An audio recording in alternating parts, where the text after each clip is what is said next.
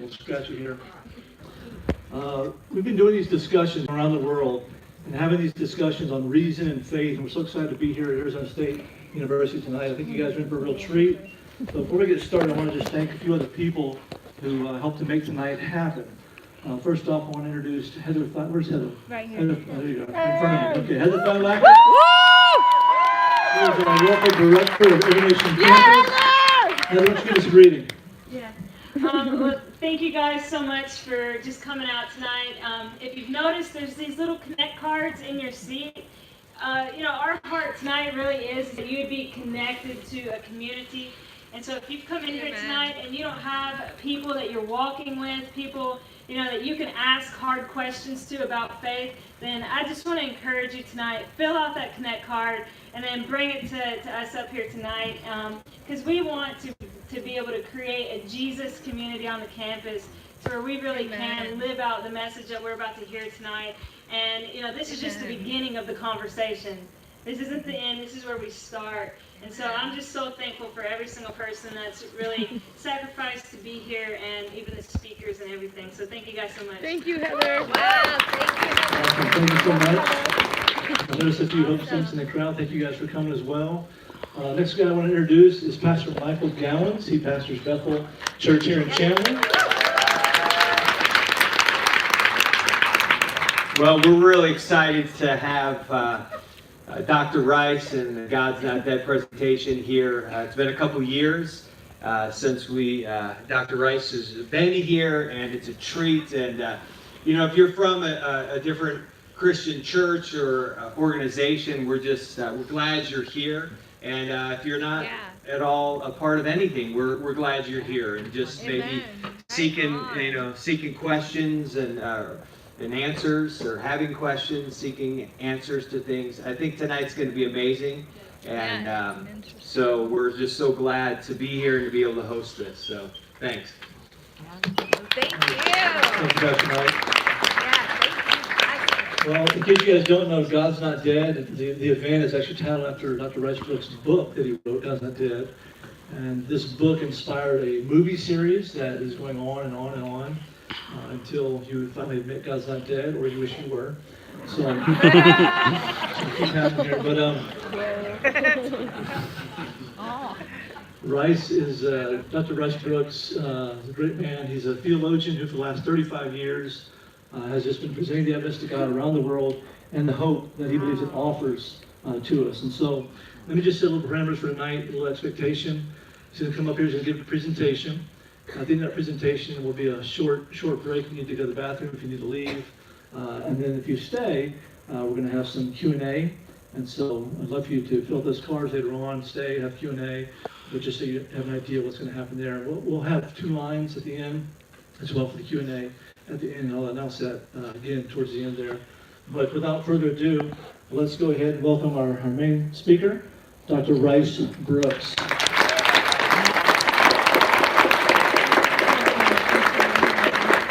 Hi, everybody. Thank you for being out here. We were at a smaller campus this afternoon. I think it was connected to y'all. There was about 25 students. So, but I was excited for that. 2 weeks ago, we were at the University of Cincinnati, and it was -2 degrees. So we're walking into a campus that, for the most part, was empty. And I'm thinking only people like us would be going into a campus when everybody else was leaving. But this was much nicer than Cincinnati, so thank you for the weather. I was here it was April of 2016, and we had a little more ramp up. I think this has only been on the books for like 2 weeks, but this was the only chance that I would have to come back here in this time. So I just told Mike, let's do it. So thank you. We have more than 25, which was this afternoon, so I'm very grateful. This event is about evidence. It's about the presenting evidence that there is a God, and then more specifically that this God can be known. And I think that for me was at a university. I was attending the Harvard of the South, which was Mississippi State. At least that's what we like to think it was. But it was somebody in that university that I was an accounting major, and somebody in the accounting class that began to share with me about God. And I didn't want to believe. I grew up in a church that I couldn't wait to leave. It turned me bitter. It turned my brother extra bitter. He became an atheist, went on to get his master's degree in psychology, and went to law school in Dallas, Southern Methodist University of all places. But was at the top of his class at law school. His hobby was harassing Christians. So if you claim to be a believer, my brother would try to get you unbaptized. So here I am as a third-year student at Mississippi State, and somebody in my accounting class begins to talk to me about Jesus, and all the images I had of Jesus was a skinny man with a sheep around his neck. You know, it seemed to be a nice guy, but nothing that I would want to follow or give my life to or follow his teachings. And yet this person convinced me that it was worth following. And so the problem is I had to go home and tell my family. I told my older brother, and this made him really mad. So he began to study the Bible to find all the contradictions in the Bible to try to get me out of my faith. And so it was kind of a dramatic weekend. My brother came home, my parents left, and my dad was kind of religious with the church, but didn't like the thought of me being really serious about it. So he hoped my brother would calm me down. And so my brother came in with all of his questions, and I didn't know much. I was pretty much a young believer. But I had enough to kind of take the thread that I thought was loose in his worldview. In other words, everybody thinks they have a tight argument for what they believe or don't believe. But there was a glaring something missing in my brother's mindset, and all I did was have the nerve to pull that thread. When I did, the whole thing unraveled. So the weekend that my older brother came home to talk me out of my faith, we baptized him. And so we found a swimming pool there in Dallas. When we came up out of the water, he said, "You have not answered my questions," he says, "but I think I was asking the wrong question, the wrong set of questions." He then proceeded to say, "Don't tell Dad. Do not tell Dad what happened." It wasn't long after that we had a family meal, and my parents did not know what had happened to my brother. So we're sitting around here at this family meal, and the discussion about God comes up. And so my brother was now silent.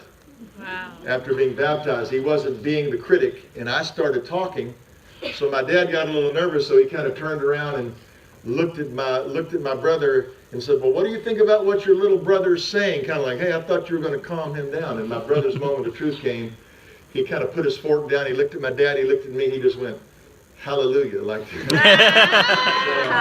Hallelujah. So it wasn't long after that my mom came home. My dad was in charge of the international department of an oil company. So my dad, we lived in places like Algeria. My dad would drill oil wells in the Sahara Desert and things like that. And so very proud, very self-sufficient. And so he came home one day, and basically, long story short, he told my mother, he said, "All my life I've prayed for a miracle." My dad talking. At 57 years old, he said, "And I think the Lord showed me a miracle in the form of my two sons." And he said, "I don't know much about God or the Bible." He told my mom, he said, "But last night I got down on my knees and asked Jesus Christ to forgive me for my pride and my arrogance." So the change in my family precipitated this thing in me to say, I could have gone into business with my father, gone into the legal world with my brother who was begging me to go do that, but instead I started at the University of Tennessee as a campus minister, walking around trying to talk to students about God. And so that's been now almost 4 decades of that.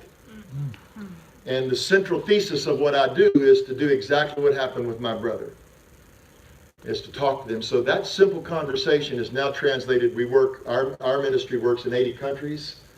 So I've been in places, this is Darwin Day, if you don't know that, along with Lincoln's birthday. So I've been at Charles Darwin University with this presentation in Darwin, Australia. Been from Iceland. We've been twice in Iceland. I'll tell you about that more a little bit. There was a poll that came out that the Washington Post reported 2016 saying no one under 25 believes that God created the world in Iceland.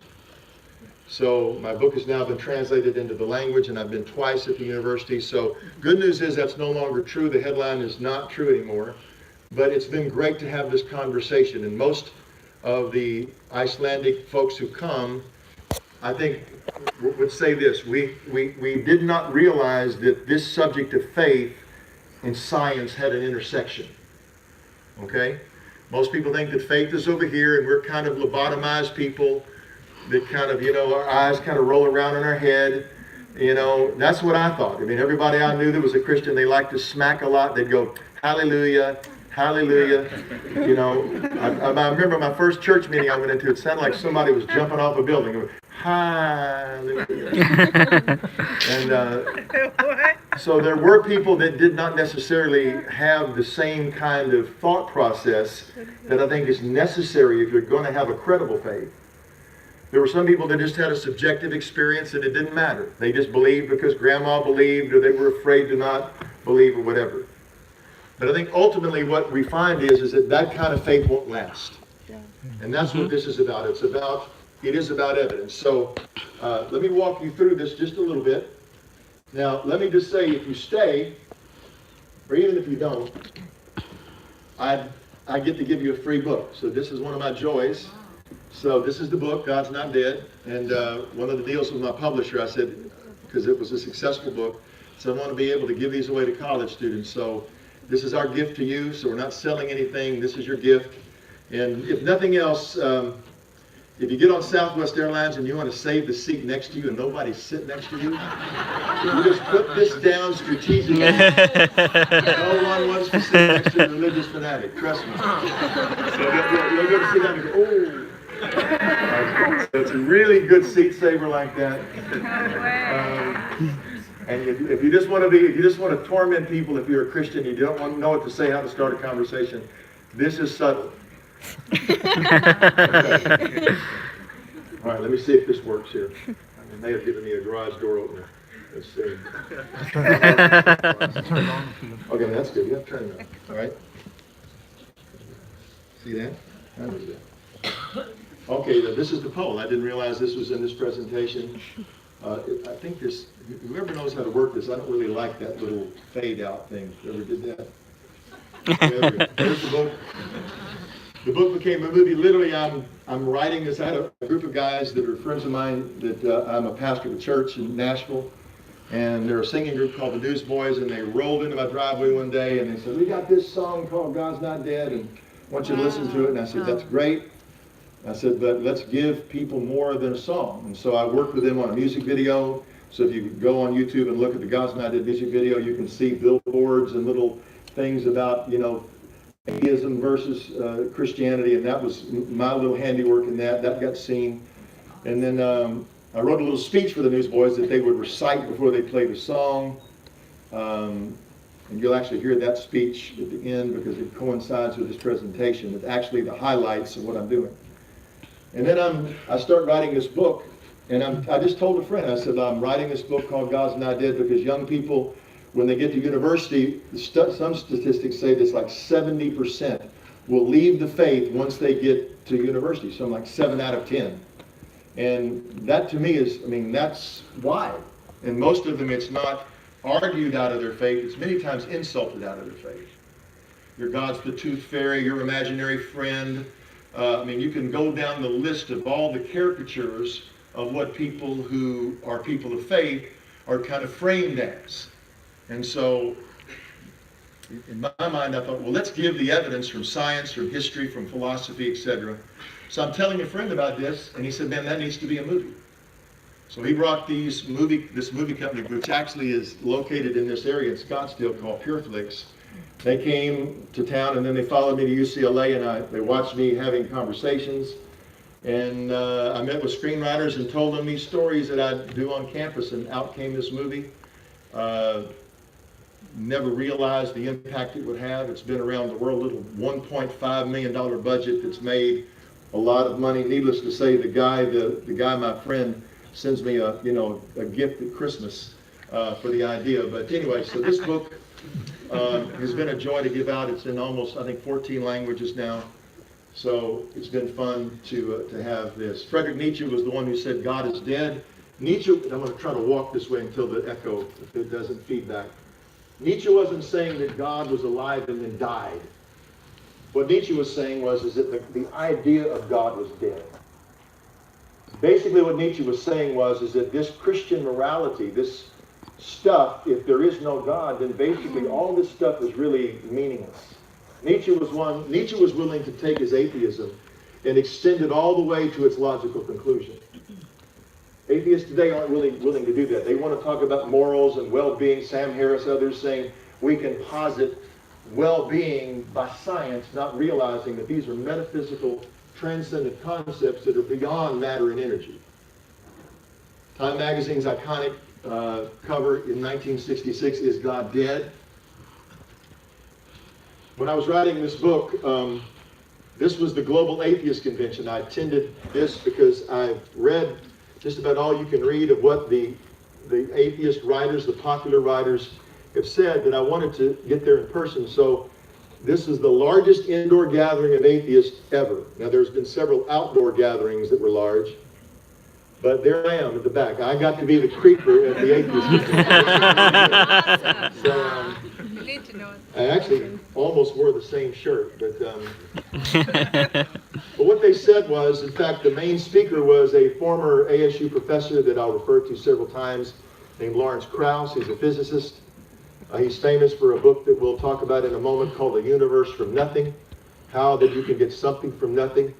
And but Krauss was a speaker, and he said this. This was the keynote address at the Global Atheist Convention. We constitute about 1% of a bit of pollution in the universe. We are completely irrelevant. Now think about this. I'm thinking, you are not going to be invited to give any kind of motivational talk, or maybe the chapel service at the Super Bowl that they have. This is not really encouraging.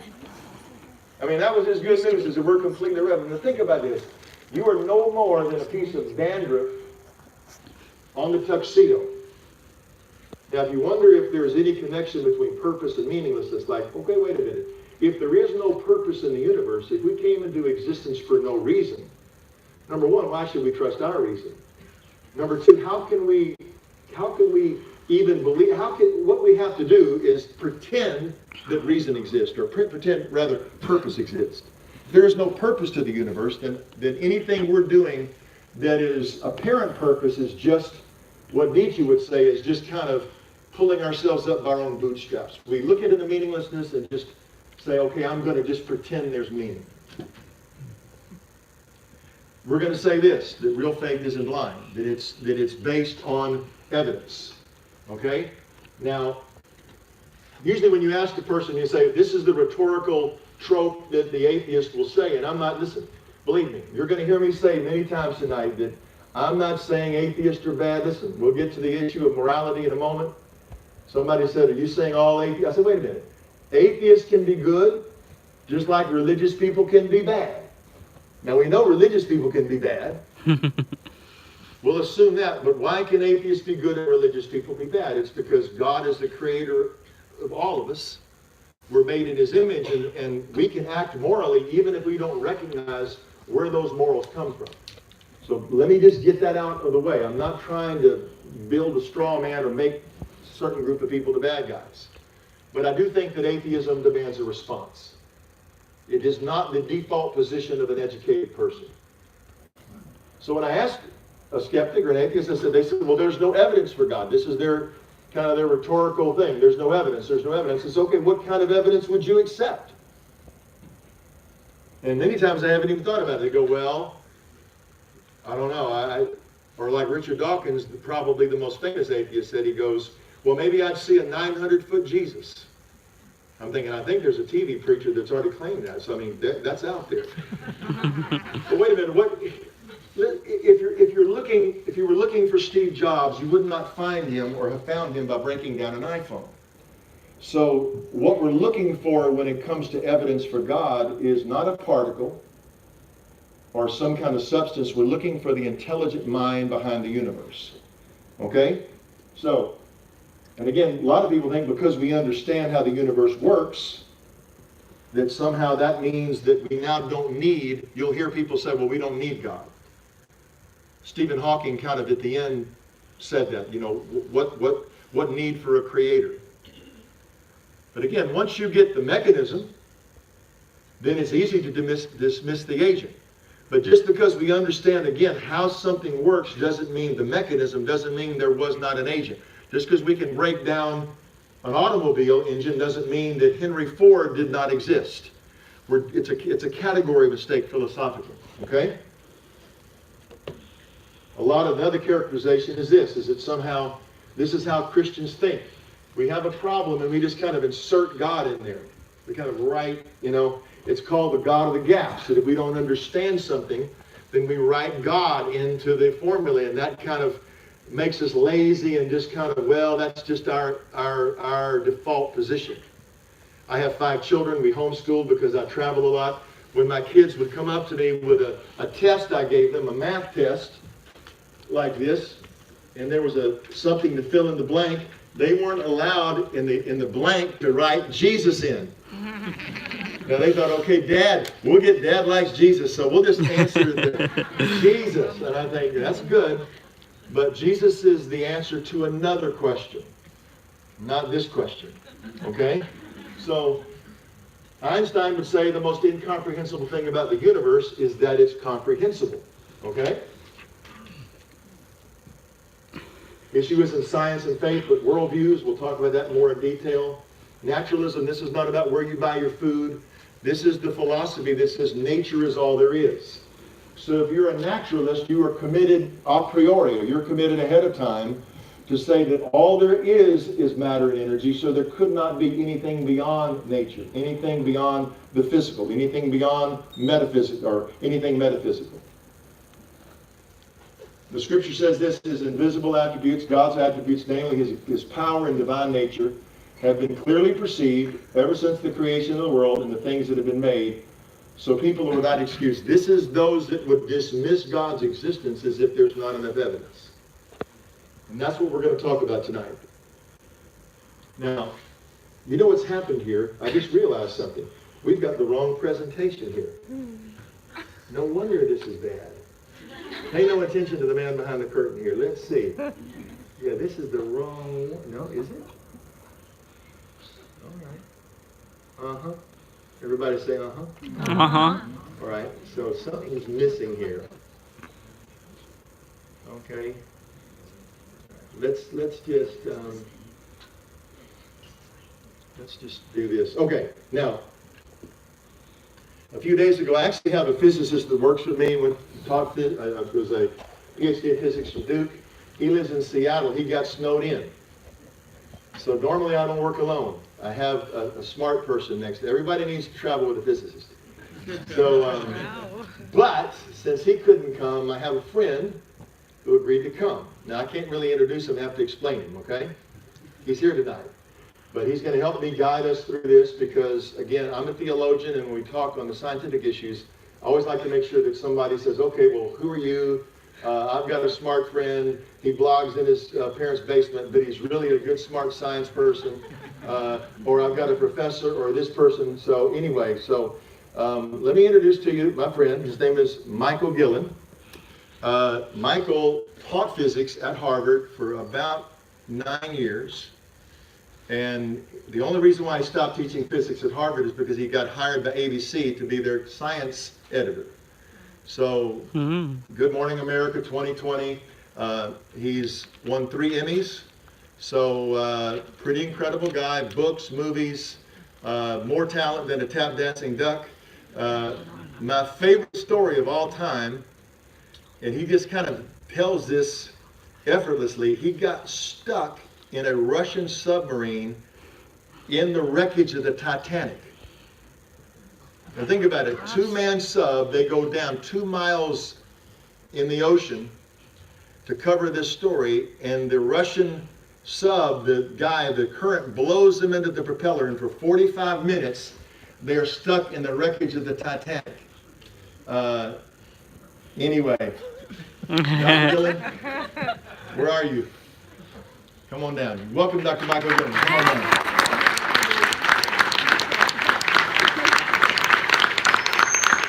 You get to come down here. Now, am I exaggerating that story? Well, it was Somebody actually come help us. it was actually 2.5 miles down, but just kind of, no, you didn't exaggerate it. I was here. I survived just so I could be here tonight with you. Okay. Aww. Thanks. Listen, I want to thank Dr. Brooks, first of all, for inviting me here, and I want to thank you guys for being here tonight. I know you could have been doing many other things besides coming here. I flew in from Dallas, Texas. I'll be flying back tomorrow, so I'm here just to do this, because both Dr. Brooks and I have a heart for young people. And the older folks too, you're welcome. And the reason that you have a 19-year-old. I have a 19-year-old and son. He's very interested in these things. Yes, so. he is. And I just texted him and asked him to pray for us. And so anyway, listen, lots to discuss, so I'm going to skip to the point. Let me just, You wanna set it up? I forgot an important thing, because your PhD, he's got a PhD in math, physics, and astronomy from Cornell. So that's what I was marveling. I was thinking about my doctoral defense in my theological world, and the nervousness I had. But you had to defend you had to defend in front of each department at Cornell. I just couldn't decide. I couldn't make up my mind, so I said, let's go for all three. I think I'm the only student at Cornell who ever did that. Seriously. I caused a lot of trouble there. I've never had anybody like me before.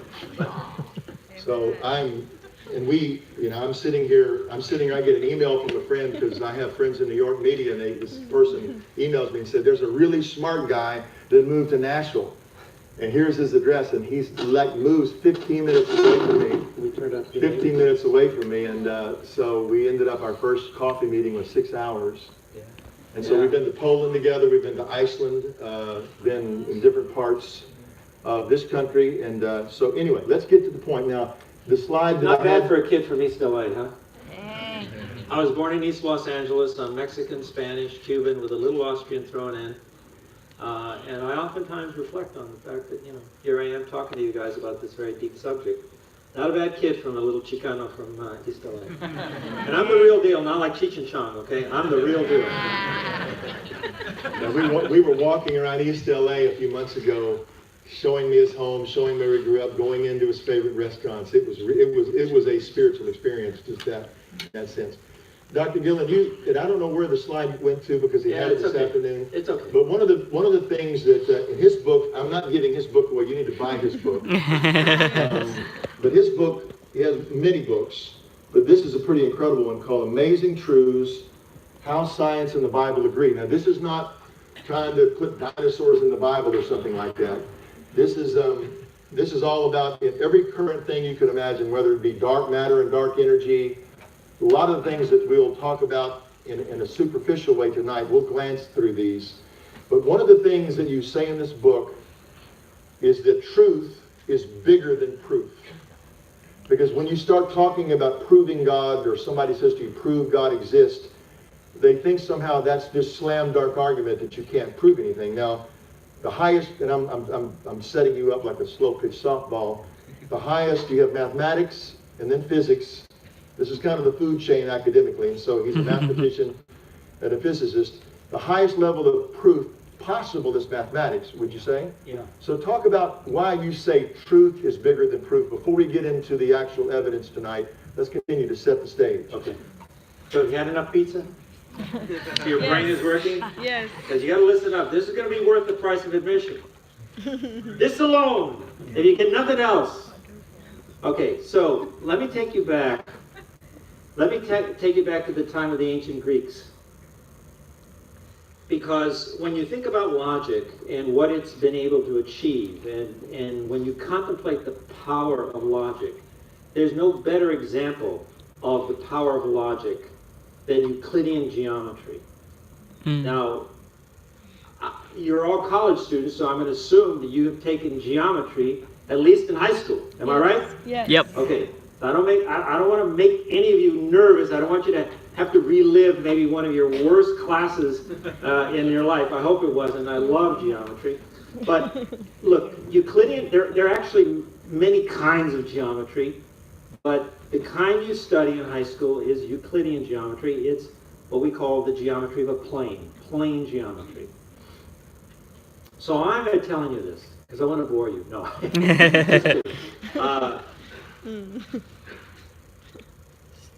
Euclid didn't invent geometry. Geometry existed before Euclid. There were all kinds of rules of thumb and little calculations. If you were a farmer and you wanted to calculate the acreage of your parcel, there were little rules of thumb that you could use to calculate that.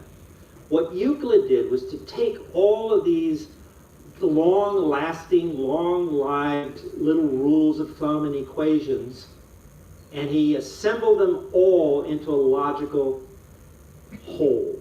So it's almost as if, picture the little puzzle pieces have been around. The puzzle pieces of geometry have been around for a long time, long before Euclid. But he was the genius who said, hey, this piece goes here, this little piece goes here, and when he was done, he had achieved what we call plane geometry, Euclidean geometry. Follow me? Yes. He used logic to do that. Logic was the vehicle he used so that he could derive all the laws of geometry just with a few assumptions, using logic, and boom, spit out any and all geometry theorems. Remember in high school, that's what you did mostly, you just proved theorems? So then there's a guy, a German, fast forward like 2,000 years. There's a guy named Gottlob Frege. How's that for a name? Gottlob, not Gottlieb, Gottlob Frege. You can Google him, F-R-E-G-E. He lived in the late 1800s and early 1900s. Fascinating guy. He said to himself, you know, I want to be as famous as Euclid. I want to do for arithmetic and the laws of arithmetic what Euclid did for the laws of geometry. And then I can be as famous as Euclid. So he set about, again, the laws of arithmetic have existed for a very long time. A piece here, a piece there. He started assembling, got really excited. It seemed to be working. Logic was allowing him to piece together all the laws of arithmetic. And he published his first volume in the late 1800s, and boom, he's got momentum. He's got the mo. And he's ready with the second volume, and he's ready to go to press. In 1903, he's ready to publish his second volume. But something tells him he should send a manuscript to a very famous mathematician at the time named Bertrand Russell. He was British. He was a famous atheist. And so Frege sends his manuscript to Russell and says, check it out before I print it. Just check it out for any typos, any look. Russell writes back, and he said, the good news is I didn't find any typos. The bad news is I found a fundamental flaw in your reasoning. No, actually, it's not even in your reasoning. I found a fundamental flaw in logic itself. Now, it has to do with set theory, and I'm not going to go into it right now. But consider this statement. Listen. This statement is false. Now I have a question for you. Is that statement true, or is it false? The statement is, this statement is false. If it's true, it's false. If it's false, it's true. That's what we call a fundamental conundrum. So what Bertrand Russell had discovered was the first serious flaw anyone had ever identified in logic. It wasn't that Frege wasn't doing logic right. He was doing everything right. It's just that logic has these flaws. It's like if you overload your computer, it like will crash on you. Well, what Russell found in Frege's reasoning is that logic had met its match, and it crashed. Frege was trying to use logic to prove arithmetic, and logic wasn't powerful enough to do it. That's what Russell found. Logic crashed. So what? And I tell the story in this book, I think, Amazing Truths. Frege said it devastated the guy. I mean, not only did it like shatter his whole dream of using logic, this powerful process, to prove arithmetic, but it like destroyed his career. Now he's remembered for being the failure. Now he's remembered for being like this gigantic failure. How would you like to live with that? It's kind of sad. We're laughing, but it's sad. The story doesn't end there. Stay with me. It's worth it, I promise you. Fast forward about 30 years to 1931. Go to Austria with me. And there in Austria, there is a guy named Kurt Gödel. He is arguably the most famous logician who ever lived, ever, anywhere. Kurt Gödel. And Gödel was fascinated by this whole drama with Bertrand Russell and Frege, and wondering, what's the real story with this flaw that Russell has found? So he kind of wanted to follow the rabbit hole to see where it led him. And he published a paper in 1931 called Gödel's Incompleteness Theorem. I'm not going to make you understand the whole theorem. It's complicated, but here was the punchline. The punchline was this. What Gödel discovered using logic, and this is the ultimate irony of this whole story, is he's using logic to prove that if you have a system of logic that is designed to explain arithmetic and anything more complicated than arithmetic, then there will always be truths that you cannot prove using logic. I'm going to repeat that, because that's so central to what Dr. Brooks is talking about tonight. What he found is that if you contemplate a system of logic, a system of reasoning, that is powerful enough to handle arithmetic and anything more complicated than arithmetic, then there will always be truths that you can never, ever, ever, ever prove using logic. I paraphrase it in my book this way. Truth is bigger than proof. Truth is bigger than proof. So we may disagree on some things this night, but can we agree on one thing? And that this discussion about God, whether he exists or not, and if he does, what does that mean to me in my life? Can we all agree that the question about God is a little more complicated than 1 + 1 = 2? Yeah. Can we agree at least that the question we're contemplating tonight is more complicated than arithmetic? So what does that mean? The implication of Gödel's discovery is that we will be talking about things tonight where there are truths that you will never, ever be able to prove with logic. Not because you're stupid, but because logic is not powerful enough to prove it. You understand? Yeah. So grow up and get past the notion that somehow somebody has to prove to you that God exists. It's not going to happen. You could live to be as old as Methuselah. 10 times the age of Methuselah. Nobody's ever lived. And you can look to math, the queen of the sciences, where logic reigns supreme for the proof that you cannot find a proof. That's the beauty.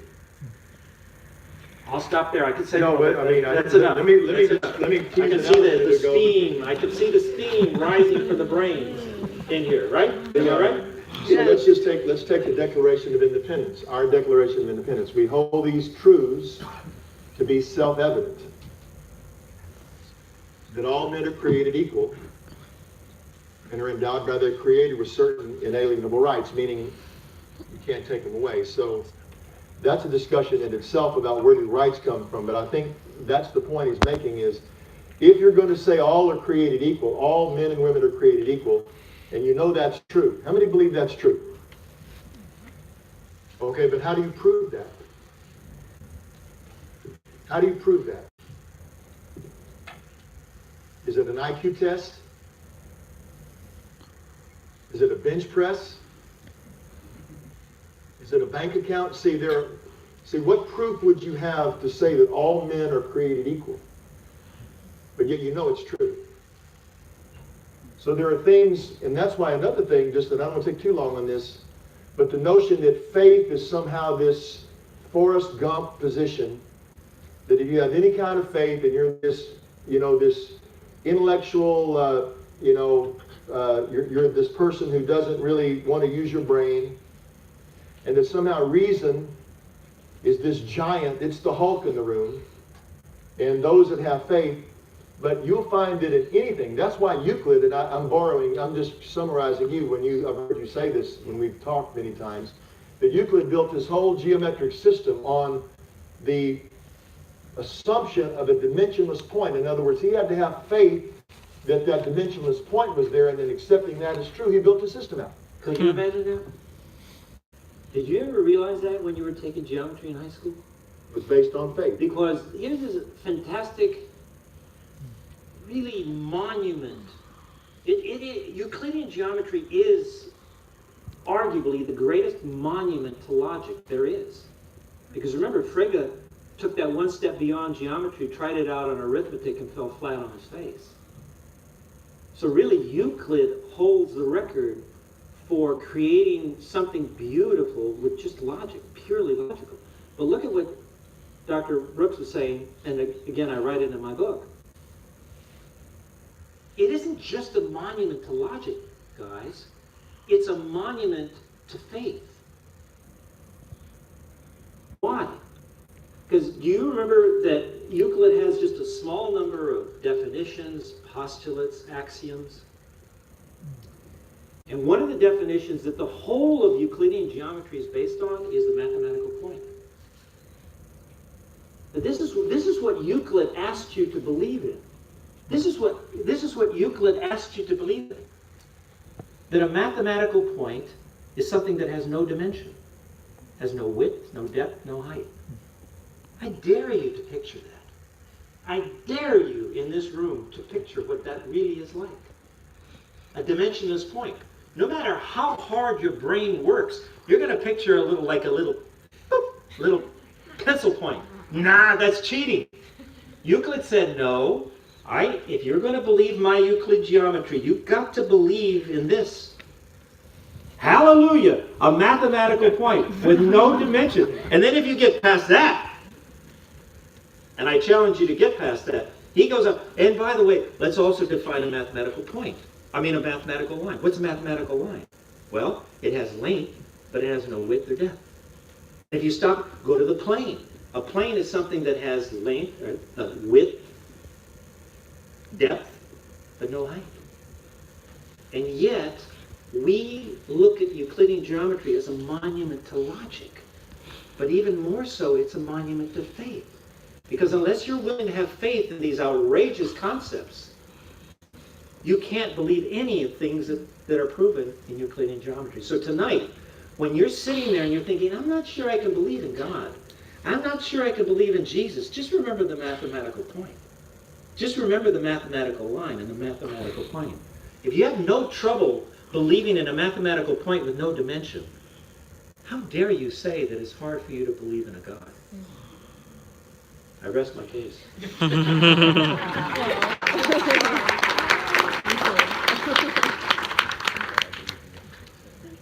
Okay, we're gonna do this fast tonight. I'll offer 4 evidences tonight that point to the existence of God. So if I'm asked, why do you believe God exists? Why do you believe God's not dead? I usually go to these 4 things. So I'm only saying something that I would have in an actual conversation. I have these conversations all the time. And if somebody says, why do you believe in God? I'll do these 4 things. I'll say, number 1, there was a beginning. Now, I know you're maybe overwhelmed by that because we assume that everybody knows that there was a beginning to the universe. 13.7 billion years ago, there's a debate among some people, especially in circles of faith, whether the universe is old, whether it's young. I respect people of all positions. I think the greater questions are answered in not necessarily, I think the who is important and the why is important. But I have no reason to quibble with this. And so I said, well, look, I've never met an atheist yet that believes the universe is young.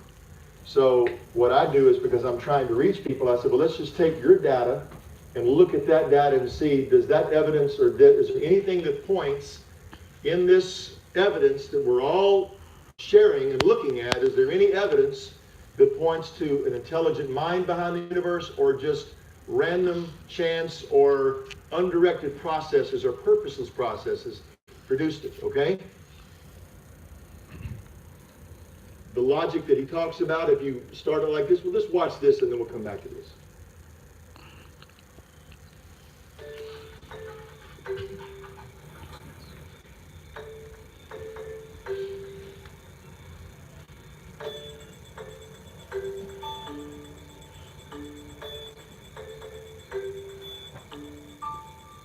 exist? Or is the material universe all that is, or ever was, or ever will be? One approach to answering this question is the cosmological argument. It goes like this. Whatever begins to exist has a cause. The universe began to exist, therefore, the universe has a cause. Is the first premise true? Let's consider. Believing that something can pop into existence without a cause is more of a stretch than believing in magic. At least with magic, you've got a hat and a magician. And if something can come into being from nothing, then why don't we see this happening all the time? No, everyday experience and scientific evidence confirm our first premise. If something begins to exist, it must have a cause. But what about our second premise? Did the universe begin? Or has it always existed? Atheists have typically said that the universe has been here forever. The universe is just there, and that's all. First, let's consider the second law of thermodynamics. It tells us the universe is slowly running out of usable energy, and that's the point. If the universe had been here forever, it would have run out of usable energy by now. The second law points us to a universe that has a definite beginning. This is further confirmed by a series of remarkable scientific discoveries. In 1915, Albert Einstein presented his general theory of relativity.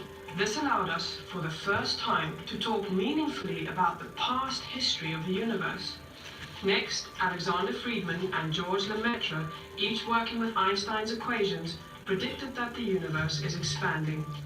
Then in 1929, Edwin Hubble measured the red shift in light from distant galaxies. This empirical evidence confirmed not only that the universe is expanding, but that it sprang into being from a single point in the finite past.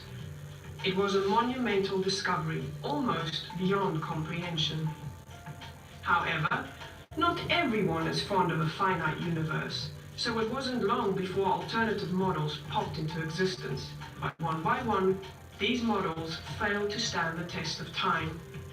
More recently, three leading cosmologists, Armin Bord, Alan Guth, and Alexander Vilenkin, proved that any universe which has on average been expanding throughout its history cannot be eternal in the past, but must have an absolute beginning. This even applies to the multiverse, if there is such a thing. This means that scientists can no longer hide behind a past eternal universe. There is no escape. They have to face the problem of a cosmic beginning. Any adequate model must have a beginning, just like the standard model. It's quite plausible then that both premises of the argument are true. This means that the conclusion is also true. The universe has a cause. And since the universe can't cause itself, its cause must be beyond the space-time universe. It must be spaceless, timeless, immaterial, uncaused, and unimaginably powerful, much like God. Right.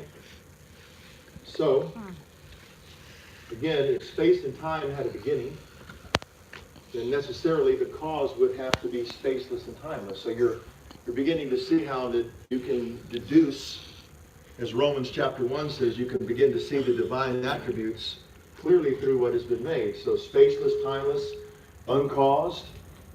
So somebody will come along and say, like Richard Dawkins in his book, The God Delusion, the central premise of the God Delusion is, well, the universe does look designed, life does look designed, but you can't go there because he says you're left with the question, who designed the designer?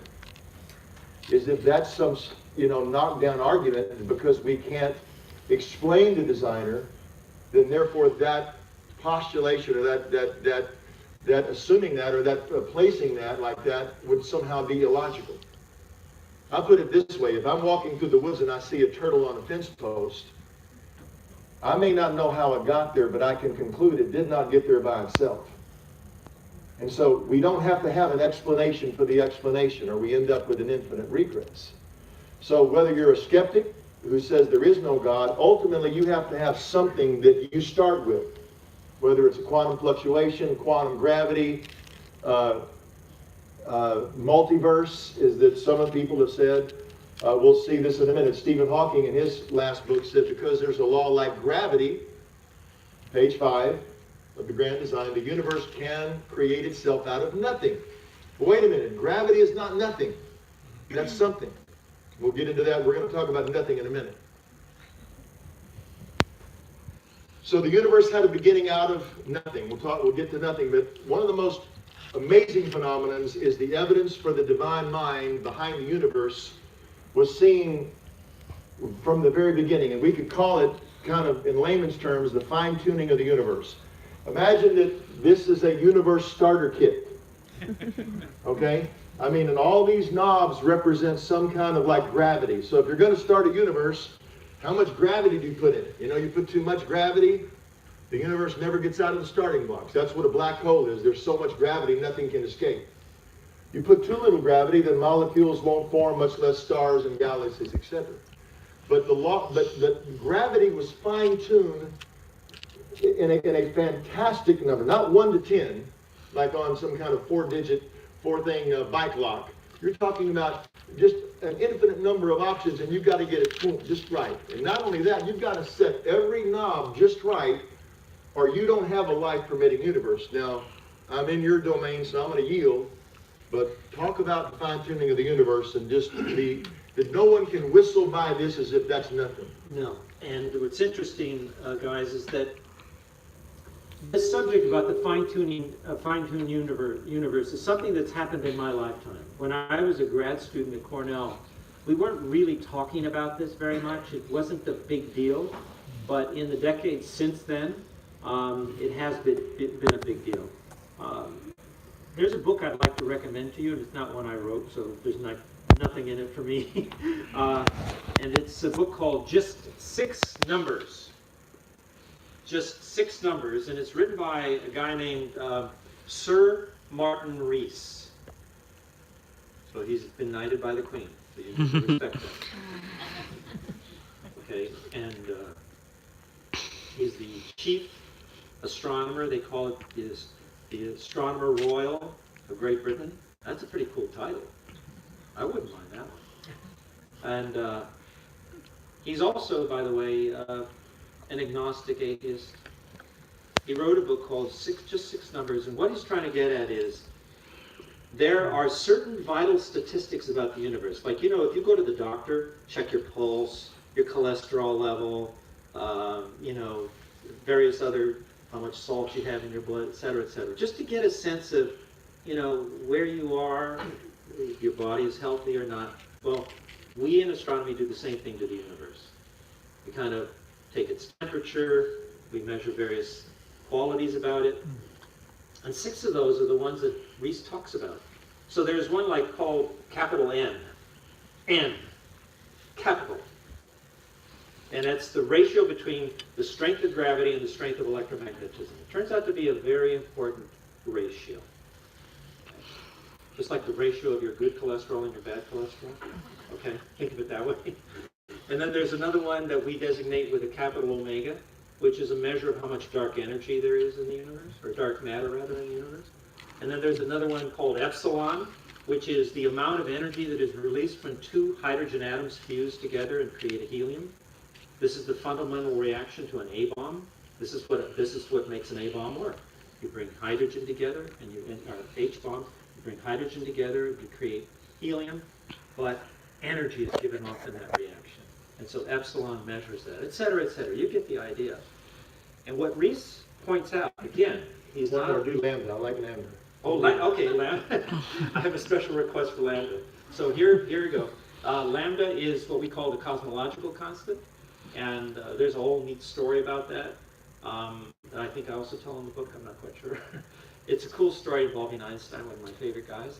And lambda is the cosmological constant because it measures basically a repulsive force that's very new to our understanding. It's quite a shock, actually, when we discovered it, that is associated with dark energy. So You have the omega, which measures dark matter, but this is lambda, measures dark energy. Two different things, dark energy, dark matter. Don't get those confused. Okay?